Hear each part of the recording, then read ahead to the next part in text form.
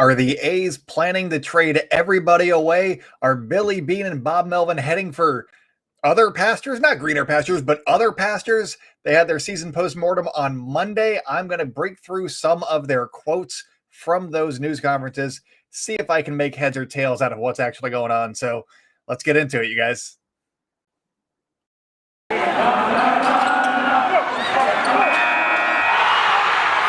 are Locked On A's, your daily Oakland A's podcast. Part of the Locked On Podcast Network, your team every day.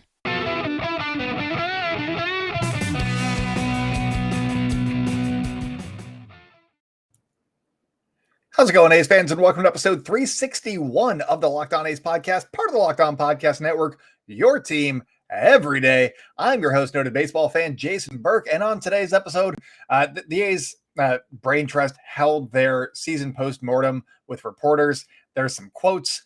Not a lot was said, but we're going to get into what was said and then see if we can pick apart what words they were using, and if there's something there that we can, go forward with as it pertains to this offseason. So that's what we got coming up for you guys today. But before I get into anything, thank you so much for making Locked On A's your first listen every day. We are free and available on all platforms. Also, subscribe to the podcast on our YouTube channel. That's brand new. It's flying super high, 107 subscribers. Thank you to everybody who's already subscribed. If you haven't already, there's a link in the show notes. Make sure to subscribe over there. If you're watching on YouTube, make sure to hit the likes and comment on anything. If you have a difference of opinion, comment. I will interact with you. We will have a conversation. It'll be a lot of fun. Also, make sure to follow us on social media at Locked On A's on Twitter and Instagram. I'm at @ByJasonB on Twitter and in the Spotify Green Room app. If you guys have any questions for us, please send those to lockedonathletics@gmail.com. All right, but let's get into it. On Monday, the A's brain trust held their season postmortem with Bay Area reporters, and a lot was said while not saying much.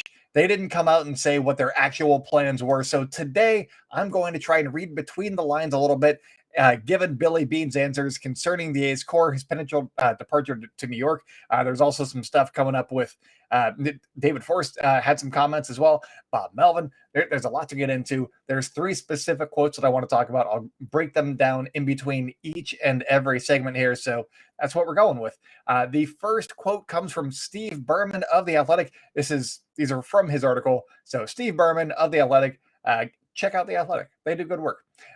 In particular, Steve Berman. I like him. And Melissa Locker. The A's beat reporters, pretty solid. I like those people. He asked Billy Beane if the team's core would be kept together, and Billy Beane responded with, quote, "It's a logical question. I can't answer it right now.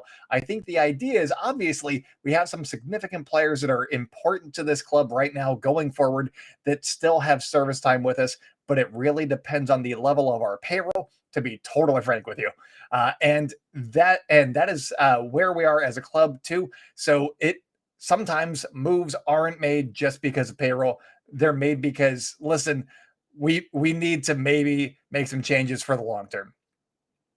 He continues, but those discussions we haven't even talked about a lot of that to this point. We will. It's certainly part of the next couple of weeks. Bob and I and General Manager David Forst will have a debrief with assistant GM Dan Feinstein as well.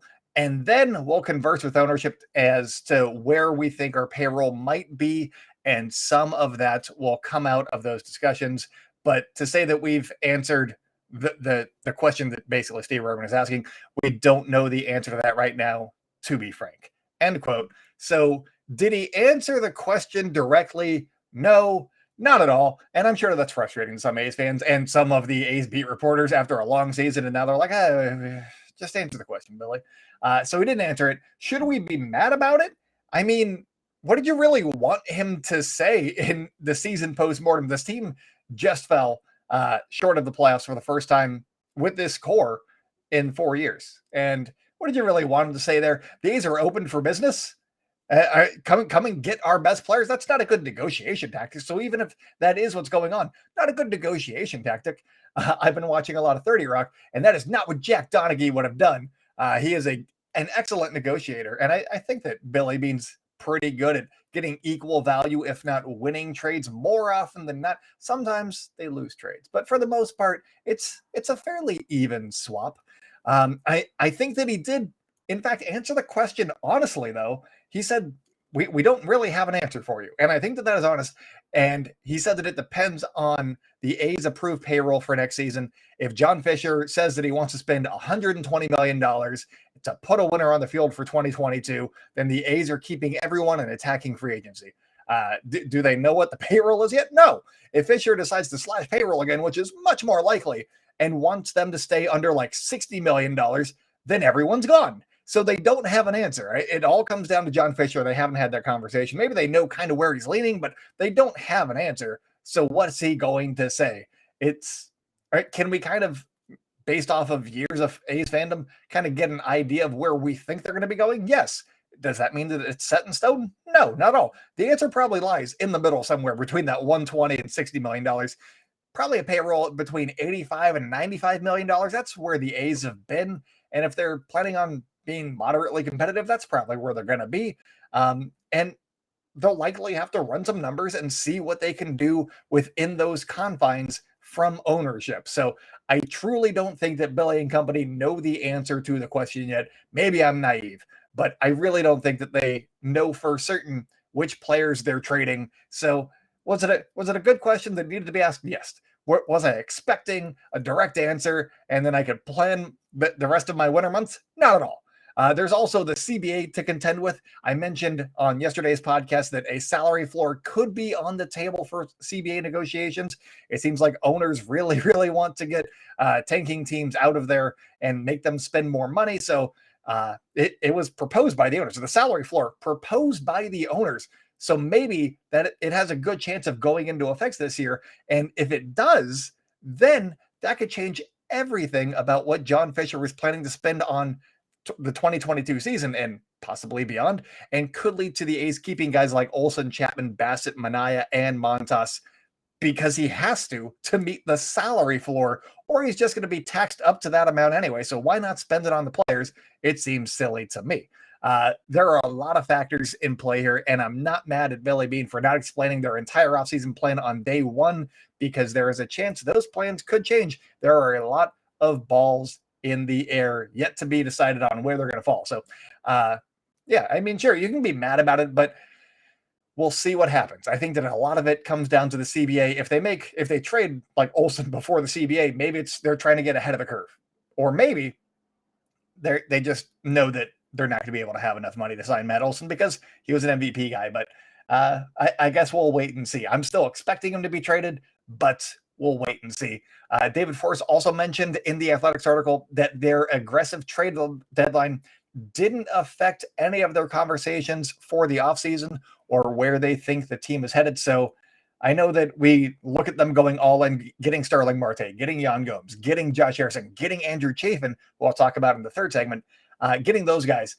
Did they push their chips in? Did they do a lot of stuff? And he basically said, yeah, we moved Luzardo, but that was only so we could get Starling Marte. And you guys saw how good he was. We kind of had to. The other guys, we didn't move any core pieces. He didn't mention like Nick Allen or, some of the core, Tyler Soderstrom. He didn't mention those guys, but he basically said we kept the guys that we were planning on building around. So that it wasn't really an all-in move. But coming up, we're going to be talking about the rumors of Billy Beane leaving for New York. So stay elected with Locked On A's, and I will be right back. This episode is being brought to you by Rock Auto. With the ever-increasing numbers of makes and models, it's now impossible for your local auto parts store to stock all of the parts that you need. Why endure often pointless or seemingly intimidating questioning and wait while the person behind the counter orders parts on their computer, choosing the only brand that their warehouse happens to carry? You have computers with access to rockauto.com at home and in your pocket. Save time and money when using Rock Auto. Why choose to spend 30 or 50 or even 100% more for the same parts from a chain store or car dealership? That doesn't sound like a good idea to me. I'm trying to save money, and Rock Auto does that for me. They're a family business. They're serving do-it-yourselfers online for over 20 years, and their prices are always reliably low for every customer. So go to rockauto.com right now and see all of the parts available for your car or truck. Right, locked on in there. How did you hear about us box and let them know that we sent you. Amazing selection, reliably low prices, all the parts your car will ever need. rockauto.com. And now for the YouTube people, it's the same drink as yesterday. If you're cataloging, it is again pink lemonade. It's delicious. Thank you to BioSteel, who does not sponsor this. It's only for YouTube, I guess. It's delicious. It's basically Gatorade without sugar, is how I describe it.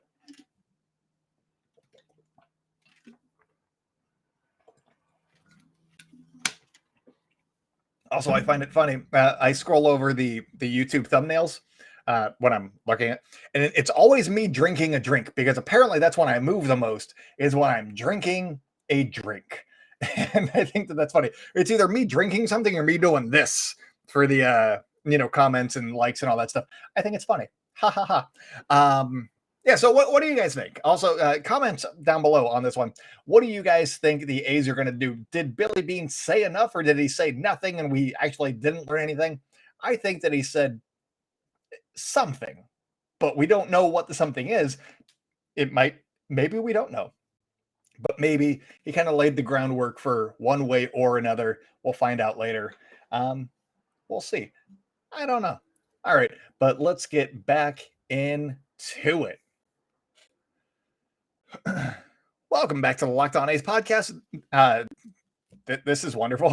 Take two. Welcome back to the Locked On A's podcast. Thank you so much for making this your first listen of the day. Again, we are free and easy on all platforms that you like to listen to. Follow us on YouTube. The YouTube channel is blowing up. It's completely blowing up.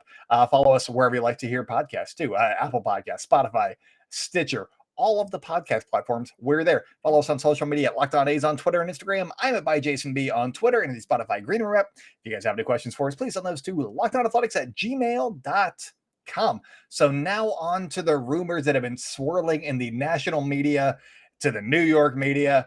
I guess those are the same thing, but they're basically in the national media or the New York media that Beane and the Mets are linked.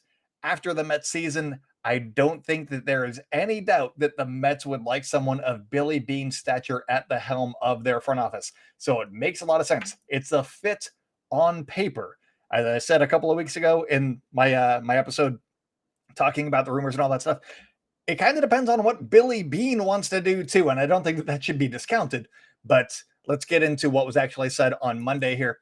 When asked about the rumors, Beane said, quote, "I've been around long enough that I'll take it as a compliment that this has been, with a lot of staff, an annual thing. This is the time of year I don't even respond to newspaper articles, but I appreciate you asking. Actually, I don't follow the news religiously. I follow a lot of soccer news, but I haven't followed that news." I'm kidding. I don't know how I said it, but I assume it was, I'm kidding, because I think that that's funny. Anyways, continuing. There's no need to respond to those reports. I'd be here all day, I think. So that's an end quote from him. Steve Berman followed up asking if the Mets had contacted him. And he said, quote, "I wouldn't know, honestly. This has happened through my career, through David's career, through Bob's career." That's David Forst and Bob Melvin. "I think it's a credit to the organization. It's a reflection of our success. So again, it's all speculation. So for me, even to go on further, really, normally the process is where they call the owner, which is how it goes, and it's happened in the past. So basically, you're waiting for them to call John Fisher.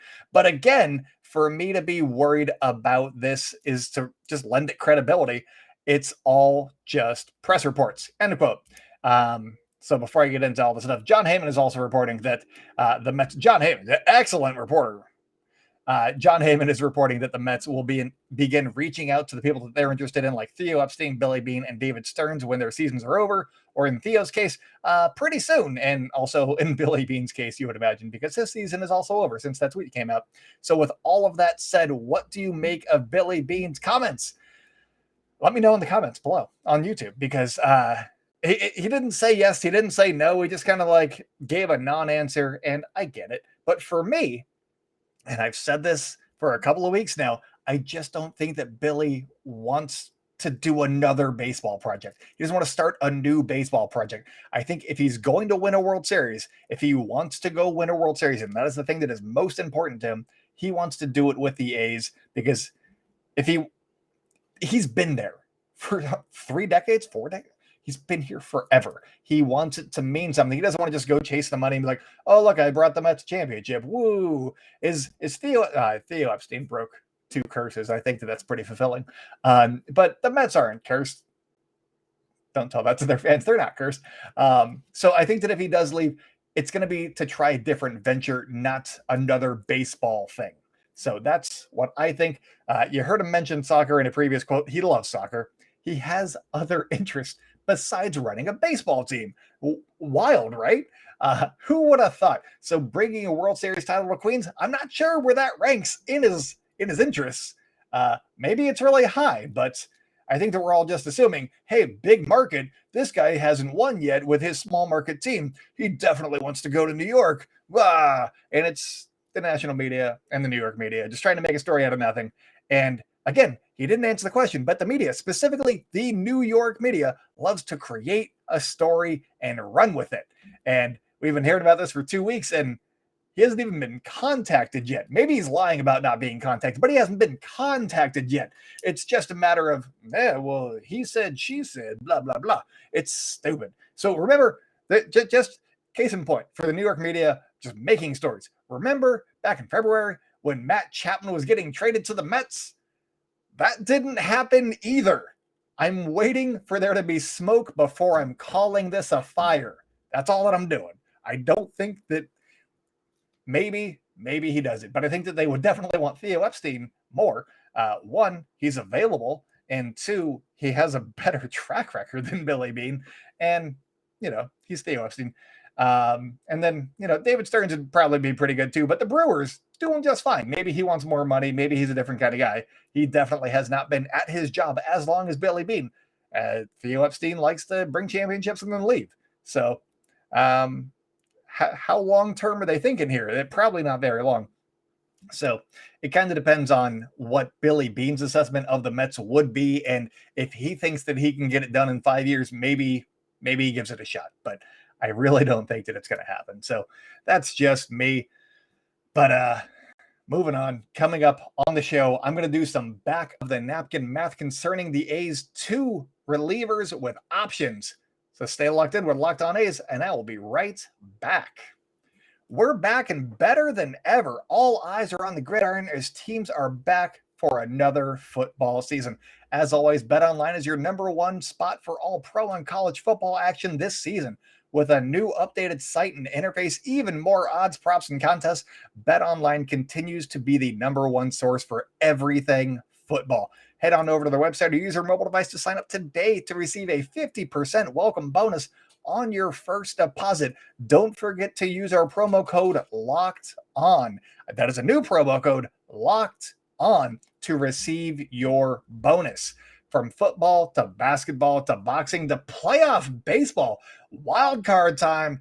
It is exciting, and you always like it when the teams that you don't like lose. So bet against the teams that you don't like, and hopefully you win a little money when they lose too. They got everything that you need over at BetOnline, so don't wait to take advantage of all the amazing offers available for the 2021 season. BetOnline is the fastest and easiest way to bet on all of your favorite sports, and that's why they say that BetOnline is where the game starts. They switched up their catchphrase on me, and I was like, I got to read that. No. They like switching things on me every now and then. BetOnline! Good people. I like them.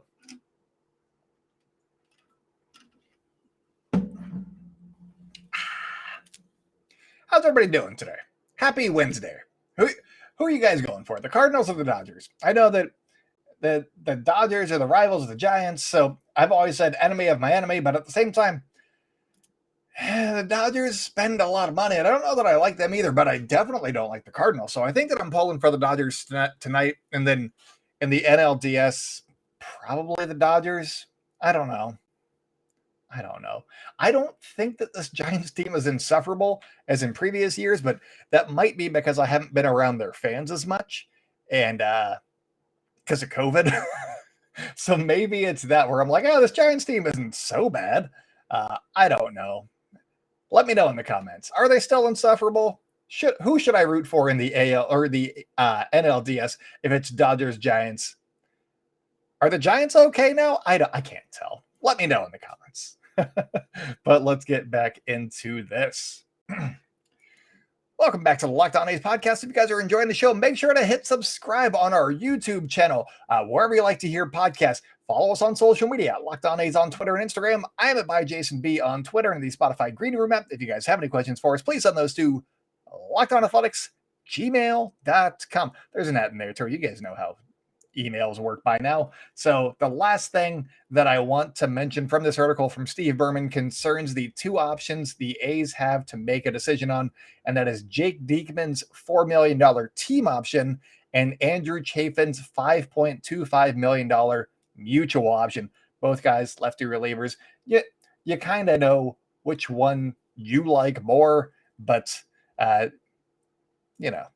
we'll see what happens, I guess. I mentioned, I think it was on Friday's episode last week, maybe if they decline both options, we might have an idea of where the A's are going with their offseason plan. If they bring back both guys, then I don't know what to make of the offseason. So pay attention to whether or not these options get picked up, because it could be very interesting. But on the topic, GM David Forst said to Steve Berman in The Athletic, quote, "We obviously spend the season doing projections and looking at what guys might make. So it's no different from any other offseason. As Billy said, the uncertainty of us needing to talk internally about the team, about where the team is headed, where payroll may be, that is part of the equation. But having good players who are in the arbitration process is part of what got us here. So it's all part of the equation." Again, not answering a whole bunch right there, but he gives you some words that I think that I'm going to focus on a little bit. And the words that I want to focus on are the projections part of that quote, because that could be the biggest determining factor for the A's front office on whether or not to, pick up the option on their end, especially with Andrew Chafin, who was pretty solid. It's a mutual option. So even if they want him back, he could still say no, and then they would mutually part ways, is how that works. So if the A's internal projections say that either Diekman or Chafin will decline or may not be worth to them whatever the option is worth, then they would likely decline the option on their end, especially if they think that they can sign someone with better projections outside of the organization for less money. According to my back of the napkin math, Andrew Chafin was worth 1.4 Fangraphs WAR, so F-WAR, in 2021, and 0.5 of that came when he was with the A's in the final 2 months after the trade deadline, and he had a 1.53 ERA with Oakland. So he was a really, really good pitcher for the Oakland A's. You would think that they would want him back, right?